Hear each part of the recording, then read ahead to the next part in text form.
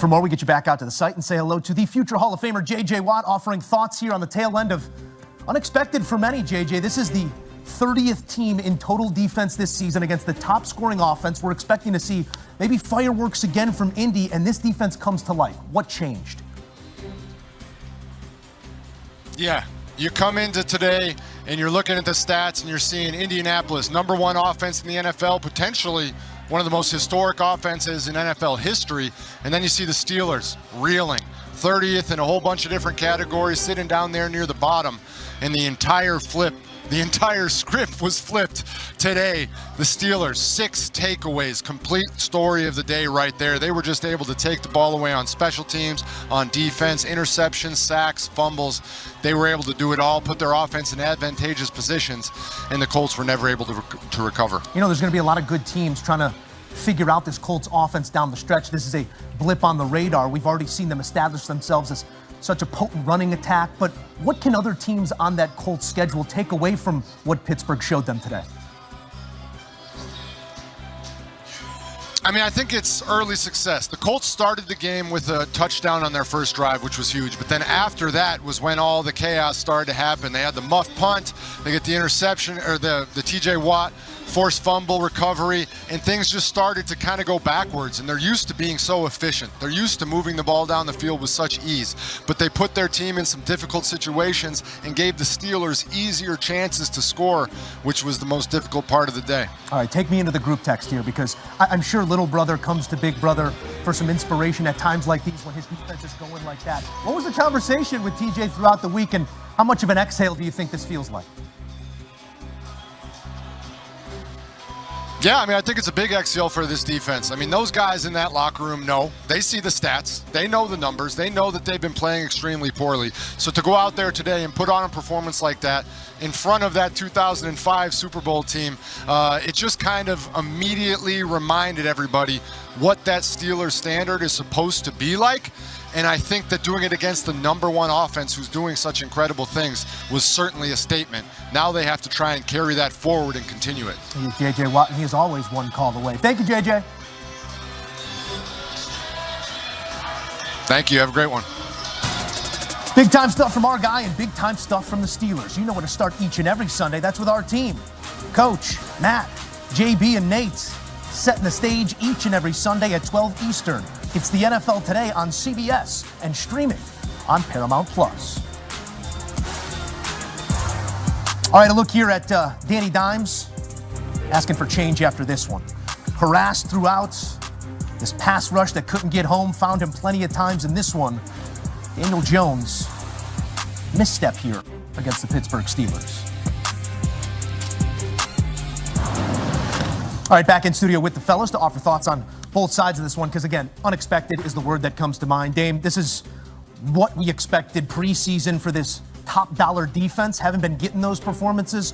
Where did you see the difference week over week, where they just came to life? They were around the ball. They were taking it away. What was the difference? You know, today they just looked like they took ownership over the fact that they were so poorly defensively, the fact that they hadn't executed, the fact that guys like Jalen Ramsey, TJ Watt, Cam Hayward, they hadn't made a real impact for this defense this year. What happens when you take ownership? You fix the problem. And they did that today. The 6 turnovers, we can't go without talking about that. But let me tell you something that's really important that lies between the lines of that 6 turnover performance. What does it do? It takes Jonathan Taylor out of the football game. The league's MVP up until today, they completely eliminated him because they made the Colts play from behind. That's why he ended up with 14 carries for 45 yards. That's not good enough. As good as Daniel Jones has been, as good as this Indianapolis Colts offense has been, the show runs through Jonathan Taylor. It always has, and it always will. They weren't able to get him going today. It was because of the poor play of Daniel Jones and obviously the turnovers. And everything that this offense wants to do, everything they've been able to do over this first half of the season, it starts with complementary football, right? You just hit it.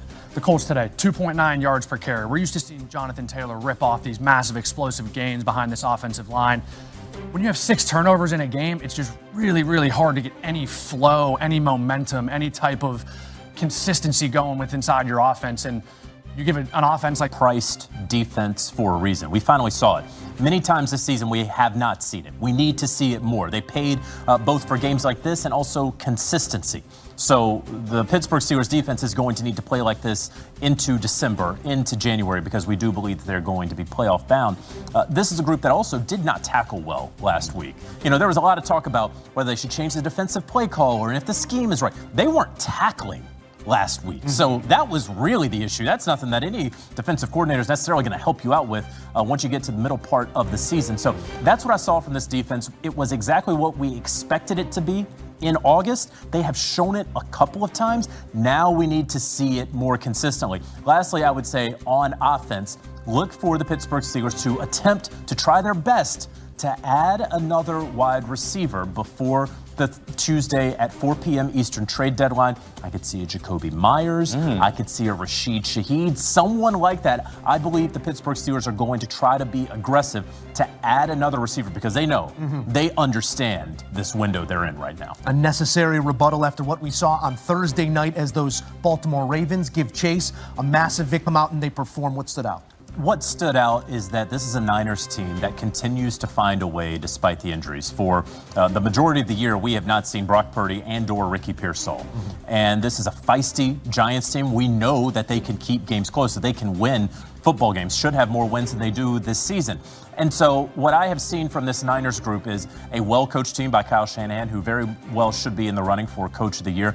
A fantastic personnel group led by General Manager John Lynch, Assistant GM R.J. Gillen. They have been able to backfill, because if you lose your $50+ million quarterback, if you lose your first-round wide receiver, if you don't have your other first-round receiver in Brandon Ayuk that you've already paid, when you lose Bosa, all of these things have happened to the Niners. And yeah, they had a letdown last week, but they continue to find ways.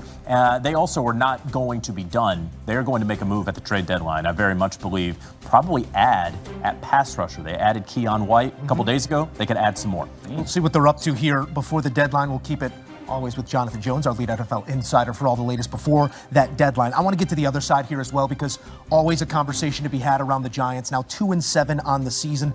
The coach very much coaching for his job. The GM working the phones for his as well. You're down the spirit in your rookie running back, and your quarterback can't seem to stay away from contact right now. See, I'm glad that you mentioned Cam Scatterboo, because Watson's prized asset. You need to take care of yourself that way. Granted, we're losing right now, but we're building around you. The only way we can do that is if we keep you healthy and keep you on the field. So other guys are going to have to step up to pick up some of the load from Cam Scatterboo. But the message is Jackson cannot do this on his own, nor should he try to have to, because he's going to get himself killed. Should that be Russell Wilson's job? Should that be Jameis Winston's job? Right? Like who? Because you're absolutely right. We've seen it time and again with these guys. You're not invincible, Ben. Whose job is that to tell him that?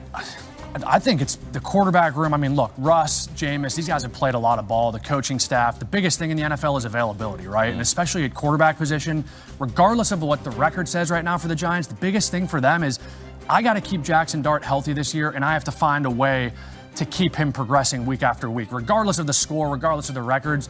I've been really impressed with what Jackson Dart has done. 200 yards today, 3 total touchdowns, 60 yards on the ground. I mean, he's playing well. This team is banged up. No running back, no Malik Neighbors. So the biggest thing, you hit it. Be smart when you get out of the pocket. Sometimes a quarterback sliding is your best friend, and especially in the NFL where guys are twice the size of you, twice the speed of you. There's a time. I would even say if you're Jackson Dart, you have to have the self-awareness to be able to go in the locker room and say, guys, I need y'all to step up. I need somebody to make a play, whether it's Gunnar Olszewski, who's mainly a punt returner, but you need him at receiver. I need you to be at this spot at this time so I don't have to run for my life and then take a hit that's just completely unnecessary. To borrow from the poet laureate, beast mode, take care of your chicken, take care of your mentals. We'll see if they can take care of that win column sooner rather than later. Now 2-7, and that last gasp maybe was the win against Philadelphia. So much emotion in and out of that one, but still looking for a win since. A look at some Mac Jones numbers. Perhaps this was his last start.